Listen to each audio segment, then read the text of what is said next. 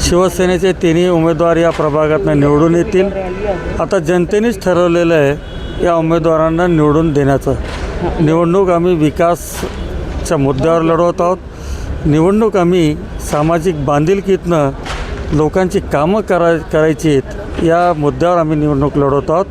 भूलथापांना नागरिकांनी ठरवलेलं आहे बळी पडणार नाही आणि जो त्यांचं काम करतो त्यालाच लोक निवडून देतील हे मला खात्री आणि विश्वास आहे. विरोधकाला काय संदेश द्याल? विरोधकाला सांगेल आता अभ्यास करा म्हणजे पुढच्या वेळेस तुम्हाला कामाला येईल. आता अभ्यास न करता उमेदवार म्हणून तुम्ही आलात, पहिले आत्मपरीक्षण करा. आपण या वॉर्डाकरता काय केलं, या प्रभागाकरता काय केलं.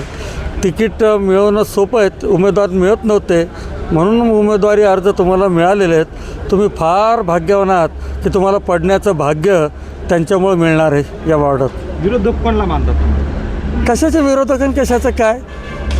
लोकांनीच ठरवलं आम्हाला निवडून द्यायचं. कशाचे विरोधक? काय विरोधक नाही. घरातून पकडून आणलं, गळ्यात रुमाल टाकला, तो का विरोधक होतो का?